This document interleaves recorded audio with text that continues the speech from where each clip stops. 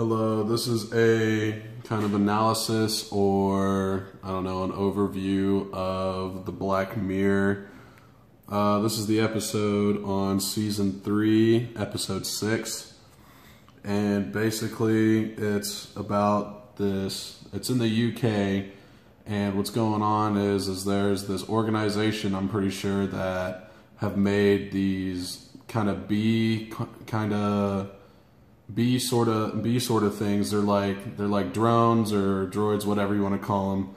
And what they do is since bees are running out in the world, they kind of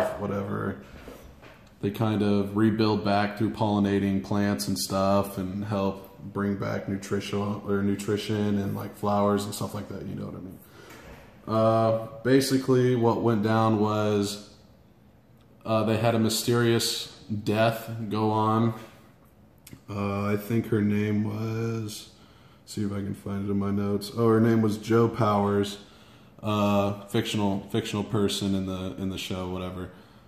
She died mysteriously, which was because of one of these bees. One of these bees ended up going in through her ear cavity or whatever, and dug all the way through into a major pain source in the brain, which eventually made her, which could have either killed you slowly, or in her case, she ended up breaking a glass bottle or some glass and ended up cutting and slashing her own throat to, kill herself, whatever.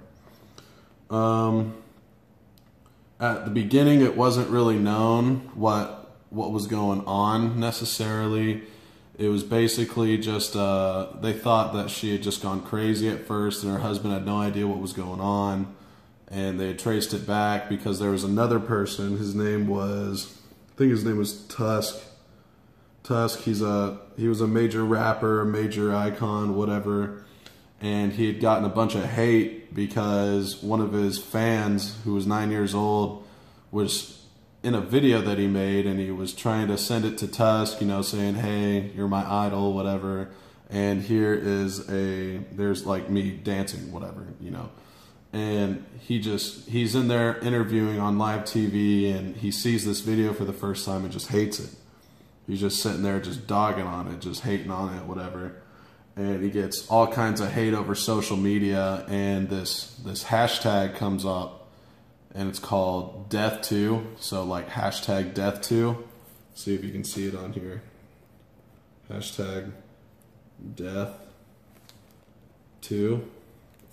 And what it is whenever, like, the hashtag came about was if you didn't like somebody or whatever, you're just trying to start some shit on social media, you would put this hashtag if you felt like they either needed to, or deserved to die, or you're just, spreading hate, whatever.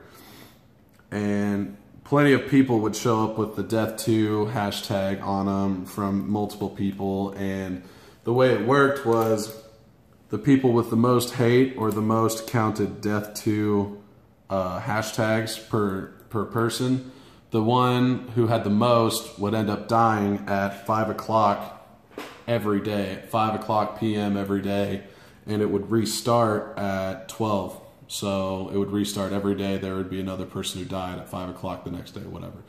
Okay, so basically, the person with the most Death2 hashtags are the people who are allegedly going to die.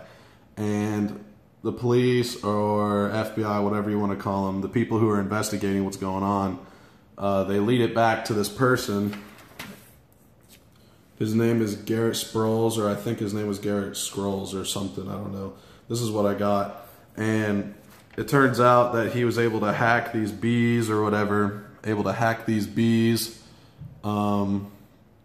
was able to be able to control them, like with the hashtag, it could follow the people where, like, it knew their whereabouts, it knew where they were at, and once 5 o'clock came around, they would automatically come to the person at 5 o'clock who was allegedly supposed to die at 5 o'clock, And that was the gist of it at the start. And then later on, they had announced, or the the main actress, I don't really know what her name was, I didn't catch it, but she was going on and she thought, oh, maybe the whole thing is like a spook or whatever. Like, obviously they're killing people, but like, maybe that's not the initial plan. She was thinking maybe the initial plan was to kill the people who are like egging on the killings, you know what I mean? Instead of the people who actually got all the hashtags, maybe this guy was targeting all the people who were giving the hashtag to the targets, you know?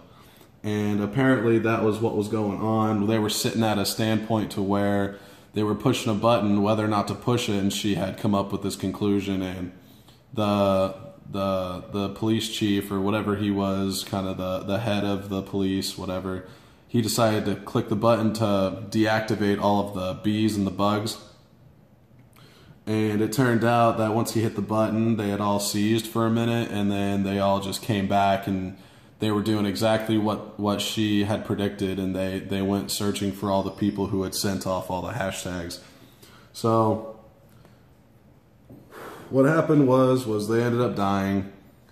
All the people ended up dying who had sent all the hashtags, and basically the girl was right. And that's basically what happened. All the people who sent out the hashtags died. There was a major death toll. And towards the end, they ended up finding out who it was, and I think they said months later, the girl went on or had a suicide attempt, ended up killing herself, and later on, you find out that she's not dead, and she's actually contacting with the main star, the main girl of the episode.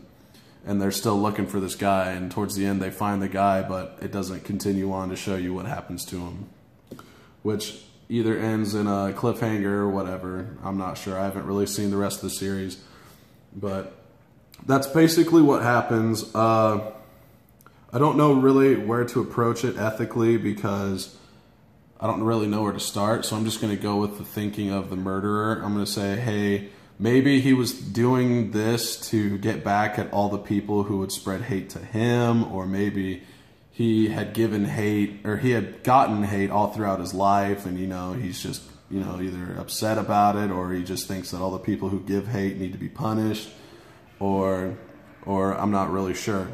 But this is a very extreme way to doing this, but it's like, you didn't need to kill all these people. You could have done something else, but then again, it wouldn't make it as dramatic in the show. You know what I mean? It's all fictional. It's not real, whatever.